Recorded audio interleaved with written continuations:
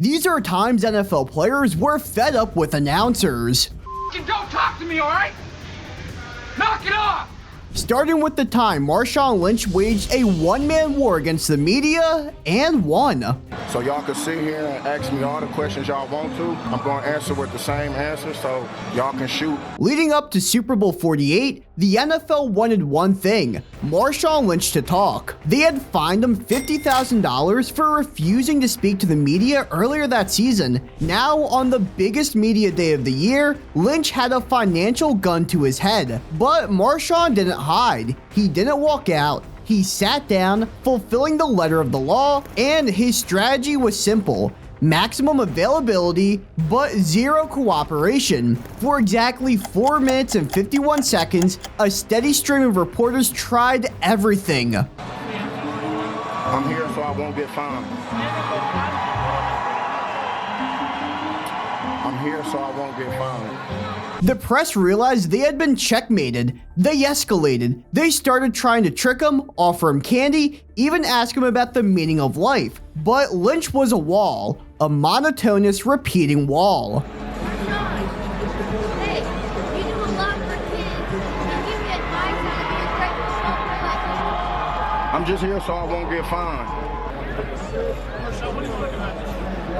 Hey, I'm just here so I won't get fined. As the clock ticked down to the required 5 minutes, the reporters grew desperate, but Marshawn was already packing up. His masterpiece was complete. Does it bother you with all the attention and they just want you to talk when you really don't? I'm just here so I won't get fined. The Seahawks running back walked out of that room having defeated the NFL's media rules, saved $50,000, and given the world a catchphrase that perfectly encapsulated the players' frustration with mandatory media access. Lynch handled his Super Bowl media like a professional, unlike our next player.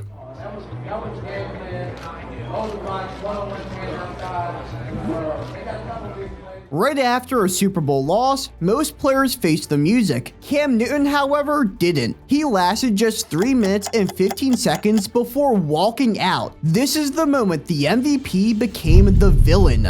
Super Bowl 50 was supposed to be the coronation of Cam Newton's MVP season, and instead, it was a disaster. He had multiple turnovers, he was sacked 6 times, and the biggest point of controversy: he had decided not to jump on a fumble that would be consequential, earning him the label of a poor sport even before he hit the podium. He entered the press conference not as a league star, but as a deeply frustrated loser. The stage was set for a classic confrontation. The media wanted passion, but Cam delivered silence. For the first 2 minutes, he only offered the bare minimum.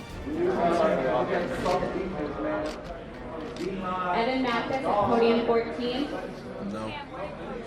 We'll be back.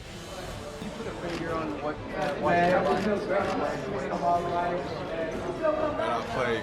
Every question was met with one of 3 phrases: no, we lost, or the famous dismissal, next question. What the cameras didn't immediately show was the real fuse. Just a few feet away, separated by a curtain, was Broncos cornerback Chris Harris Jr., who was still celebrating his team's victory. I mean, that was the whole game plan. Load the box, force y'all to throw the ball. Can you throw the football? And that was the game plan. The winning defense was gloating that their game plan was simple: can you throw the football? This wasn't just media scrutiny, this was the opposing player's direct taunt. With his worst fears confirmed by the voice of the man who beat him, Cam had reached his breaking point. A reporter asked the final, simple question. That was the whole game plan. Load the box, force y'all to throw the ball. Can you throw the football? That was the game plan.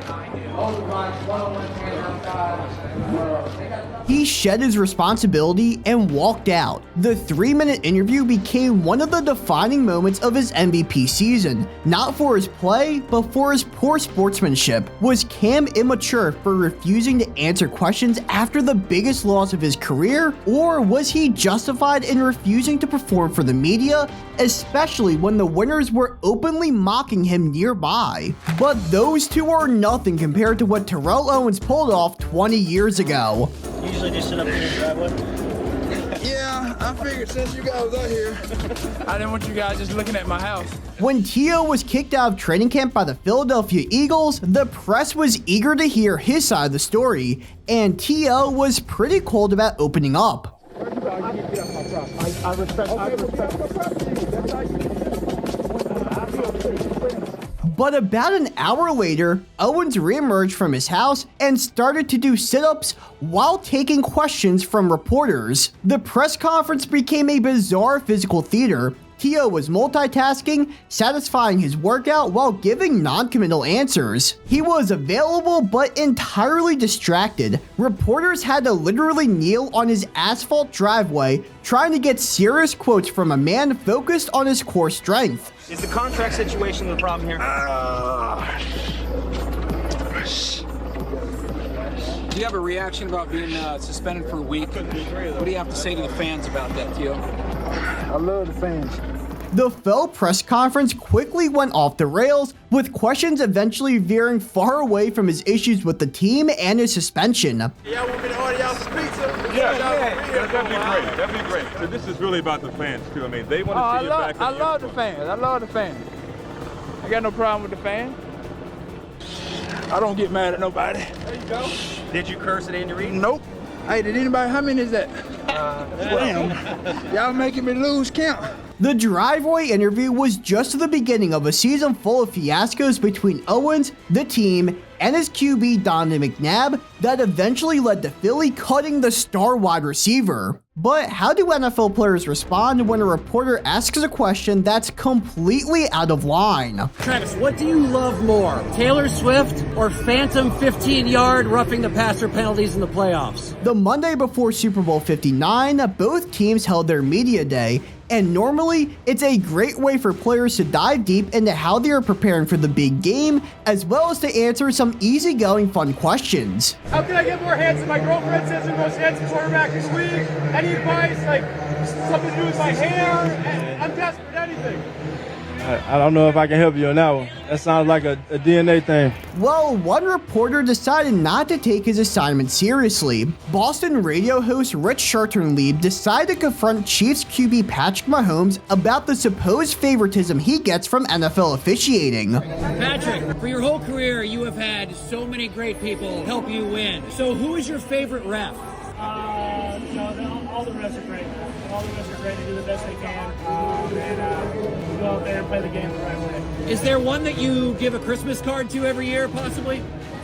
Not that I can remember. I'll have to talk to some of my teammates and kind of figure it out. Yeah, he straight up asked Mahomes if he was in the ref's pocket, and credit to Patrick because he answered like a pro. But Scherterlieb wasn't done with his trolling. His next target, Mahomes' best friend and teammate Travis Kelce, and his question was 10 times more out of pocket than when Mahomes got asked. Travis, what do you love more, Taylor Swift or phantom 15-yard roughing the passer penalties in the playoffs?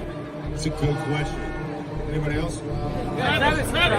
It's one thing to ask about officiating, but bringing his girlfriend into the equation, totally uncool, bro. Even the trolls online thought Rob went too far with his questions, and many wanted to have his credentials taken away. Rob was lucky that Mahomes and Kelce kept their temper, because our final incident ended with the reporter getting physically assaulted. In 1994, we saw one of the most infamous media sessions ever. Rams QB Jim Everett appeared on Talk 2, a show hosted by Jim Rome, and Rome decided to see just how far he could push the LA QB. Jim, good to have you on the show. Good to be here, Jim. Thank you. Check that. Chris Everett, good to have you on the show. You know what? You've been calling me that for about the last 5 years. Rome's intention? To call him Chris Everett over and over again. This was a reference to a famous female tennis player at the time, and Rome used it as an insult to Jim Everett, implying that he is not manly enough. And well, he started to take it personally. Okay, you may have even been Jim Everett back there, but somewhere along the way, Jim, you ceased being Jim and you became Chris. Well, let me tell you a little secret.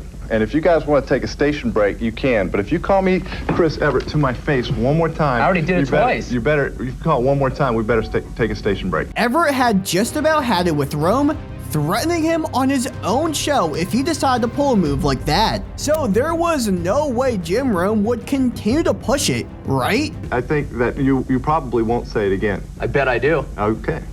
Chris?